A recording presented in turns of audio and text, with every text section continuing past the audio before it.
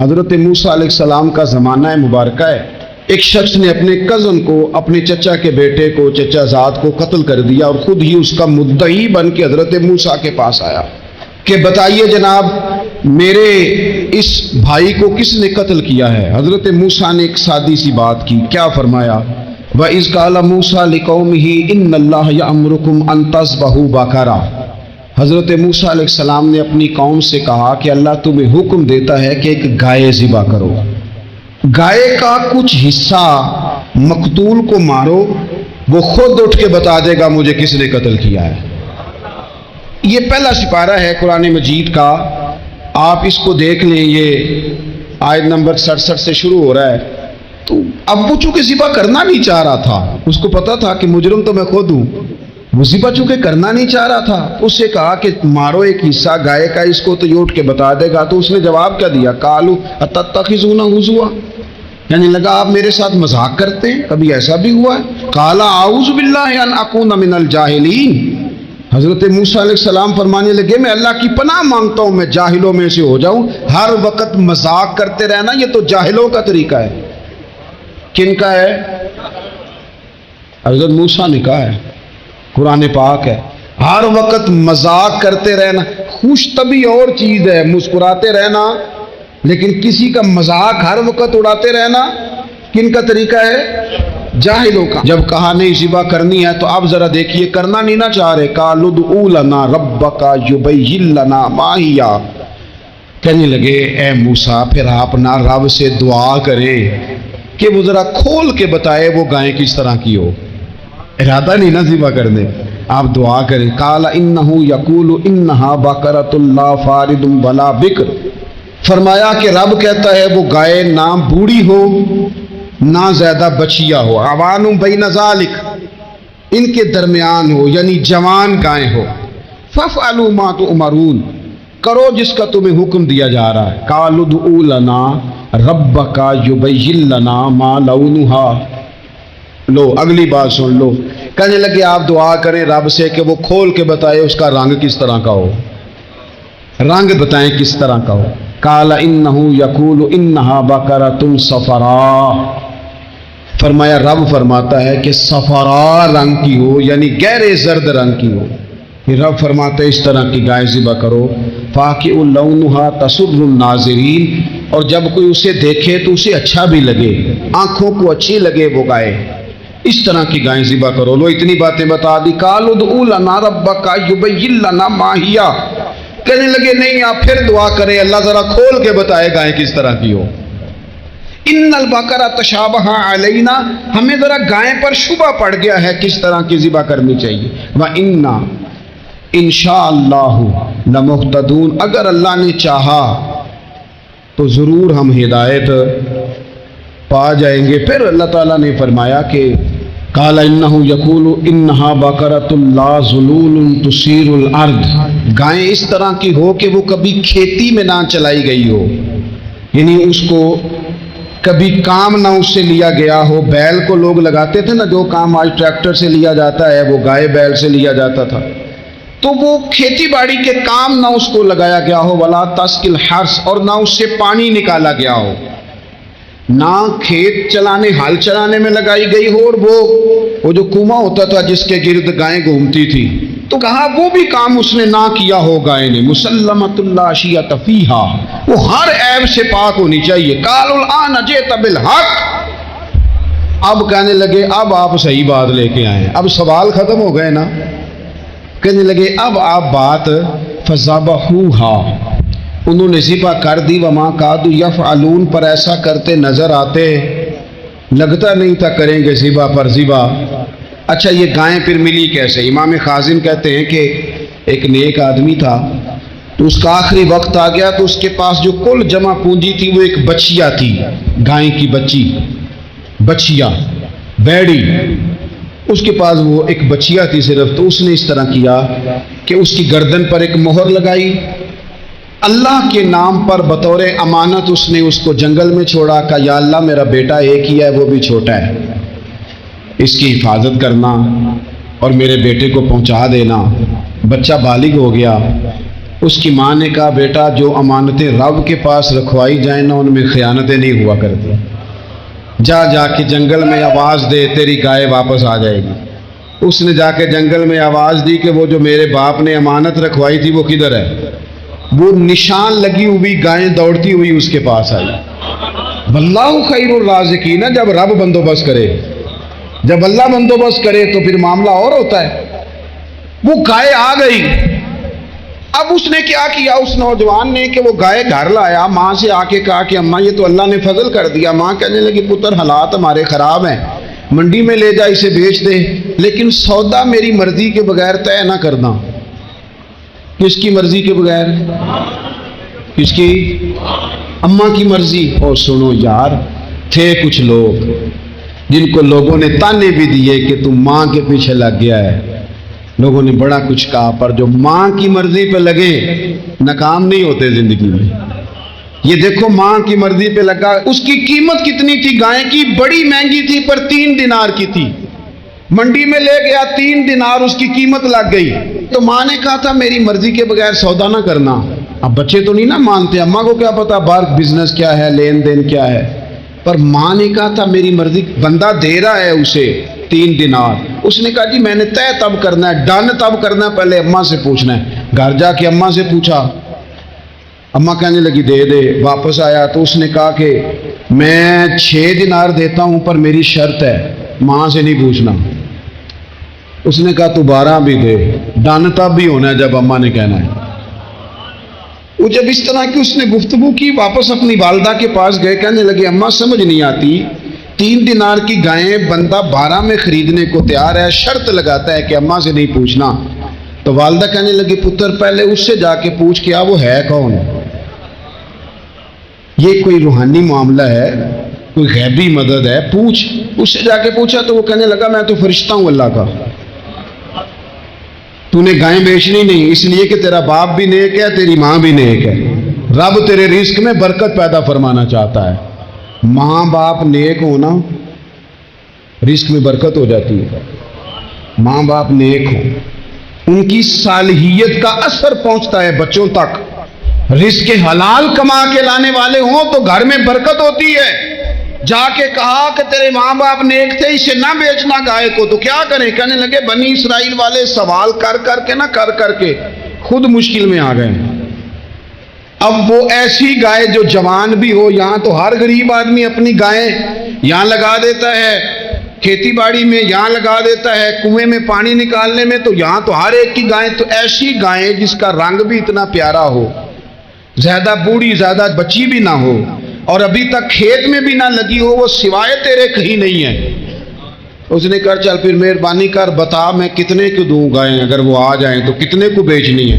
اسے کہنا کوئی نہیں، ریٹ تو زیادہ کرنا ہی نہیں۔ ان سے کہنا گائے کے اندر سے گوشت نکال دیں اور جتنا گوشت ہے اتنے پیسے بھر دیں، اس کی کھلڑی بھر دے۔ اب وہ بنی اسرائیل والے ڈھونڈتے پہنچ گئے، کہا جناب گائیں 3 دینار کیا 6 لے لو۔ اس نے کہا نا بھائی، ذبح کروں گا، گوشت نکالوں گا، جتنا وزن گوشت کا اتنے پیسے بھرو گے کھال میں تو پھر گائے تمہیں ملے گی۔ اب مجبور تھے، کیا کرتے؟ ابن کثیر حدیث لائے ہیں، امام سیوطی نے در منصور میں بھی لکھی ہے، نبی پاک صلی اللہ علیہ وسلم نے فرمایا سنو جوانوں اور اسے دل کی تختی پہ لکھو، نبی پاک علیہ السلام نے فرمایا اگر بنی اسرائیل والے زیادہ سوال نہ کرتے تو اتنی مشکل کا شکار نہ ہوتے۔ انہوں نے سوال اتنے کیے کہ چارہ نہیں ہے اب ان کے لیے، چارہ نہیں ہے اب ان کے لیے کہ یہ ادھر ادھر جا سکے، مجبوری بن گئی، یہی گائے خریدنی ہے، یہی لے جانی ہے۔ اب اتنا سارا مال جمع کر کے وہ گائے خریدی، ذبح کی، تو مقتول کو جب اس کا ایک حصہ مارا تو اس نے اٹھ کے کہہ دیا یہ جو مدعی بنا ہوا ہے نا، یہی تو میرا قاتل ہے، یہی تو میرا قاتل ہے، یہی تو ہے، اس نے یہ سارا کام کیا۔ نبی پاک صلی اللہ تعالی علیہ وسلم نے جب پرانی امتوں کی عمریں دیکھی نا، کسی کی 1000 سال ہوئی، کسی کی اس سے زیادہ ہوئی، تو اللہ کے محبوب علیہ السلام کے دل مبارک میں یہ خیال آیا کہ میری امت کی عمریں تو بڑی تھوڑی ہوں گی، تو کیسے اتنی لمبی نیکیاں کر سکیں گے؟ تو اللہ تعالیٰ نے پھر لیلۃ القدر عطا فرمائی۔ گویا اس ایک رات میں جو آدمی نیکی کرے، ایک 1000 دن نہیں، کتنا لوگوں کو شوق ہے کہ کوئی ایسا جیک لگے یکدم میری ساری چیزیں بڑھ جائیں، تو اس پر بھی تو ذرا غور کرے نا. یہ ایک رات 1000 دن سے نہیں، 1000 مہینے سے افضل ہے. 1000 یکدم آپ کی نیکیوں کی عمر 1000 ماہ تک چلی جاتی ہے. کتنی بڑی فضیلت کی بات ہے. میرے رسول کریم صلی اللہ تعالی علیہ وآلہ وسلم خاص توجہ دلاتے، اس رات کے حوالے سے خاص توجہ دلاتے. اور یہ رات کب ہوتی ہے؟ صحیح حدیث میں موجود ہے. نبی پاک صلی اللہ تعالی علیہ وسلم نے فرمایا کہ اسے رمضان کے آخری عشرے میں تلاش کرو. گویا یہ جو 5 طاق راتیں ہیں نا، 21ویں، 23ویں، 25ویں، 27ویں، 29ویں، ان طاق راتوں میں اس رات کو تلاش کرو. اس رات اللہ کے فرشتے نازل ہوتے ہیں. آسمان دنیا پر، زمین پر فرشتے اترتے. حضرت جبریل امین علیہ الصلوۃ والسلام انہیں لے کر کے آتے ہیں، اور فرشتے کیا کرتے ہیں کہ جو بندہ اس رات اللہ کی یاد میں موجود ہو، جو بندہ اللہ تبارک و تعالیٰ کے ذکر میں موجود ہو، جو بندہ اس دن اللہ تبارک و تعالیٰ کی بارگاہ میں کسی بھی طور پر حاضر ہو، فرشتے اس کے لیے دعائے مغفرت بھی کرتے ہیں اور رب کی بارگاہ میں التجائے رحمت بھی کرتے ہیں. اور ایک روایت میں ہمیں یوں بھی ملتا ہے کہ فرشتے اسے مصافحہ بھی کرتے ہیں، ہاتھ بھی ملاتے ہیں. دیکھیے نا کتنی سعادت مندی ہے کہ انسان عبادت کر رہا ہو اور فرشتے اس کی زیارت کو آئیں. ہمارے صوفیاء فرماتے ہیں تو پکا پروگرام بنا لے عبادت کا، فرشتے کئی بار تیری زیارت کو آیا کریں. اور پھر ایک اور بات یہاں بڑی قابل توجہ ہے کہ انسان جب محسوس کرتا ہے مجھے کچھ دیکھ رہا ہے، تو ذرا اس کی عبادت کا انداز بھی تھوڑا تبدیل ہو جاتا ہے. تو اگر یہ ذہن ہو ہمارا کہ ہمیں فرشتے دیکھ رہے ہیں اور وہ والی مخلوق دیکھ رہی ہے جو ہماری ڈائری ڈائریکٹ لے جا کے ہمارے رب کی بارگاہ میں پیش کرے، تو پھر کچھ زیادہ ہی توجہ مسلمان کی ہونی چاہیے، زیادہ ہی انہماک ہونا چاہیے، وہ کھو جائے. ٹھیک ہے ہم کمزور بھی ہیں، ہمارے اندر کچھ پریشانیاں بھی ہیں، ہماری بیماریاں بھی ہیں، ہم لاغر بھی ہیں، ذوف بھی آ جاتا ہے، تھکاوٹ بھی ہمیں آ لیتی ہے، لیکن لمبی تو بات ہی کوئی نہیں. 5 تو طاق راتیں. حضرت سیدہ عائشہ صدیقہ رضی اللہ تعالیٰ عنہ ارشاد فرماتی ہیں کہ جب رمضان کا آخری عشرہ شروع ہوتا تھا نا، تو نبی پاک اپنی کمر کس لیتے تھے عبادت کے لیے. خود بھی رات کو اٹھتے تھے، ہمیں بھی جگاتے تھے، کیونکہ سونے کے دن تو نہیں، یہ تو جاگنے کے دن ہے. ساون کی کالی راتوں میں جب بوندا باندی ہوتی ہے، وہ راتوں کو اٹھ اٹھ روتے ہیں جب خلقت ساری سوتی ہے. یہ رب کے بندوں کی شان ہے. اور ویسے بھی درویش کہتے ہیں کہ رات پوے تے بے درداں نو نیند پیاری آوے، درد منداں نو تے یاد سجن دی ستیاں وی آن جگاوے. تو یہ وقت ہے خاص، اس خاص وقت اس بات کی طرف ضرور توجہ کرنی چاہیے. اور یہ جو کہا گیا نا کہ فرشتے نازل ہوتے ہیں بِإِذْنِ رَبِّهِمْ مِنْ كُلِّ امر، اللہ کے حکم سے آتے اور ہر کام کے لیے، ہر امر خیر کے لیے آتے. اس میں بھی ہمارے مفسرین نے لکھا ہے کہ وہ تمہارے لیے پورے سال کا فیصلہ کریں گے کہ تمہیں کیا دیا جائے گا، تم کیا حاصل کرو گے اللہ تبارک و تعالیٰ کی بارگاہ سے. تو اس کا معنی یہ ہوا کہ پھر تو یہ لینے کی رات ہے. ایسا نہ ہو کہ فرشتے آئے ہوں رب کی بارگاہ سے یہ پیغام کرم ہو کہ دینا ہے اور لینے والے سو رہے ہوں، وہ آرام میں ہوں. تو یاد رکھیں خیرات اسی کے پیالے میں آتی ہے جس کا پیالہ سیدھا ہوتا ہے، اور اگر پیالہ ہی سیدھا نہ ہو تو خیرات پھر پیالے میں نہیں آیا کرتی. تو پھر اس کو جو کہا گیا نا کہ یہ سلامتی والی ہے، تو اس میں ایک اور بات بھی ہمارے پھر مفسرین نے لکھی ہے کہ اس رات شیطان تو ویسے ہی قید ہے، اس رات بندے کا نفس بھی نہیں اسے تنگ کرتا. یہ طاق راتیں اتنی حسین ہے کہ تھوڑی سی بندہ ہمت کرے تو اللہ عبادت کے لیے اس کے دل کو قرار عطا کر دیتا ہے، اسے سکون ملتا ہے، طبیعت ٹھنڈی ہو جاتی ہے اور وہ بڑے ذوق کے ساتھ اللہ کی عبادت کرتا ہے. خوب بیداری کا مظاہرہ کریں طاق راتوں میں. حضرت ابن عباس رضی اللہ تعالیٰ عنہ نبی پاک علیہ السلام کے روضہ انور کی طرف اشارہ کر کے کہا کرتے تھے زیادہ دیر نہیں ہوئی، اشارہ کر کے کہتے تھے زیادہ دیر نہیں ہوئی، اس روضہ مبارک میں آرام فرما. رسول رحمت علیہ السلام سے میں نے اپنے کانوں سے سنا ہے، اور جب یہ بات ارشاد فرماتے تھے تو روتے بھی تھے. فرماتے ہیں میں نے خود نبی پاک علیہ السلام سے سنا ہے کہ جو شخص اللہ تعالیٰ کی رضا کے لیے ایک دن کا بھی اعتکاف کرے گا نا، اللہ تبارک و تعالیٰ اس کے اور جہنم کے درمیان 3 خندقوں کی آڑ بنا دے گا، اور فرمایا ان کی مسافت زمین و آسمان سے بھی زیادہ ہوگی۔ یہ 3 خندقیں اتنی بڑی جن کی چوڑائی زمین آسمان سے بھی زیادہ ہوگی، ایک دن اعتکاف کر لے تو اللہ اس بندے کو دوزخ سے اتنا دور فرما دے گا۔ تو بہت سارے لوگ ہیں جن کو بڑا ٹائم ملتا ہے چھٹیاں گزارنے کے لیے، کبھی کسی سیاحتی مقام پر، کبھی کسی سیاحتی مقام پر، خرچہ بھی مل جاتا ہے، کام بھی ہو جاتا ہے، سارے سلسلے بن جاتے ہیں، بڑی بڑی جگہوں پہ لوگ جا کے ٹائم گزارتے ہیں۔ تو ایسا نہ ہو کہ 10 دن اللہ کے گھر میں بھی گزارے جائیں۔ علماء نے لکھا ہے کہ کوشش تو کریں ہر سال اعتکاف ہو، نہ ہو سکے تو چلو چند سالوں کے بعد ہو جائے، اور فرماتے ہیں کہ زندگی میں ایک دفعہ تو اس سنت کو ضرور ادا کرنا چاہیے۔ کوئی بندہ ایسا نہ ہو جو محروم رہ جائے، زندگی میں ایک بار صحیح پر اعتکاف کے ساتھ اپنے آپ کو وابستہ ضرور کرے۔ رمضان المبارک کے اندر آخری عشرہ شب قدر کی تلاش کا عشرہ ہے۔ اللہ کے پیارے رسول صلی اللہ تعالی علیہ وسلم ان 10 دنوں میں خود بھی عبادت کرتے تھے اور گھر والوں کو بھی جگایا کرتے تھے، اور اپنے اہل خانہ کو تاکید فرماتے تھے کہ اٹھو اٹھو، آگے بڑھو، یہ آرام کرنے کے دن نہیں ہے۔ ہمارے ہاں یہ ہوتا ہے کہ وہ جو آخری 10 دن زیادہ عبادت کے تھے، شب قدر کی تلاش کے تھے، وہ آخری 10 دن سارے بازار میں گزر جاتے ہیں، کپڑے سلوائے جا رہے ہیں، کپڑے خریدے جا رہے ہیں، جوتے خریدے جا رہے ہیں، واپس کیے جا رہے ہیں، دوبارہ لیے جا رہے ہیں، سفر ہو رہا ہے، آنا جانا ہو رہا ہے، عیدیاں بٹ رہی ہیں۔ تو یہ سارے کام جو آخری عشرے میں کرنے ہیں، جو زیادہ عبادت کے دن تھے، وہ سارے کام تو رمضان سے بھی پہلے کر لینے چاہیے۔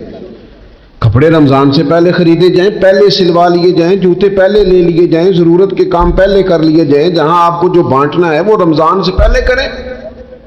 وہ مفت کی اپنے دل کو مطمئن کرنا کہ اب میرے پاس یہ بڑے، میں خیر کا کام کرنے نکلا ہوا ہوں، میں عیدی بانٹنے جا رہا ہوں، یہ پہلے بانٹنے تھے۔ یہ عجیب بات ہے کہ جو زیادہ وقت مسجد میں گزارنے کا ٹائم تھا وہ سارا ہم نے ضائع کر دیا، وہ ادھر ادھر بازاروں کی نظر ہو گیا، میل ملاپ کی نظر ہو گیا۔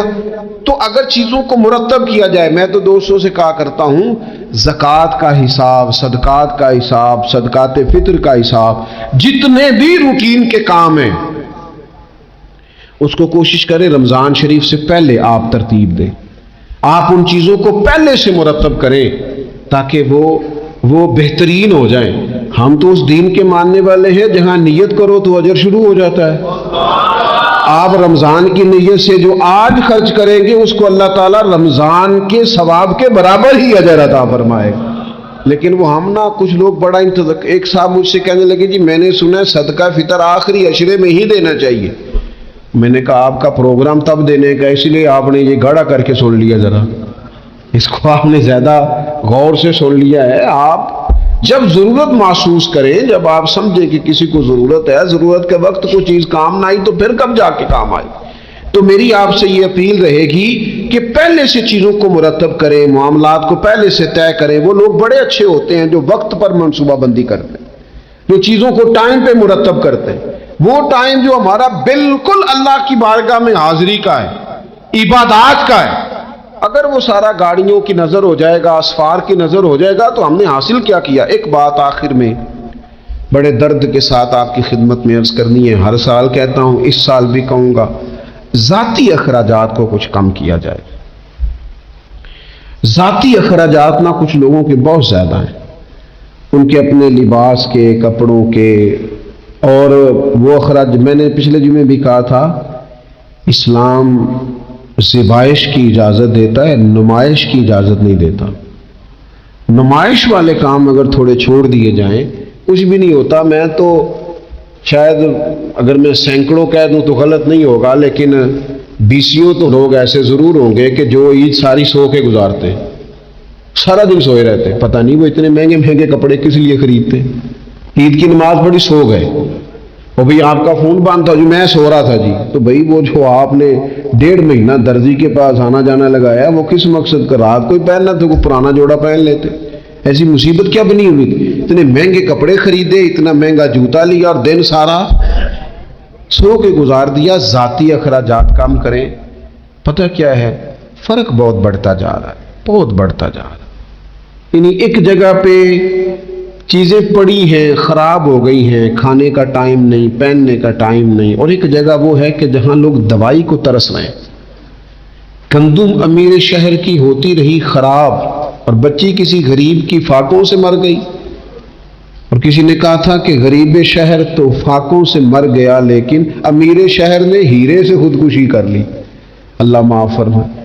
تو بہت ساری جگہوں پہ لوازمات زیادہ ہیں، اخراجات زیادہ ہیں، تکلفات زیادہ ہیں۔ اس رمضان میں مہنگائی کا جو زور ہے، حالات کی جو سنگینی ہے، اور تھوڑا پیچھے جائیں تو غریب علاقوں میں جس قسم پرسی کے ساتھ لوگ اپنا وقت بتا رہے ہیں، اگر صرف امیر لوگ اپنے کچھ ذاتی اخراجات کو کنٹرول کرنے میں کامیاب ہو جائیں تو بڑے سارے لوگ ایسے ہیں جن کے لیے وہ خوشیاں بانٹنے کا ذریعہ بنیں گے، اسباب میں۔ اور ویسے بھی زندگی سادہ کریں، آسان ہو جائے گی۔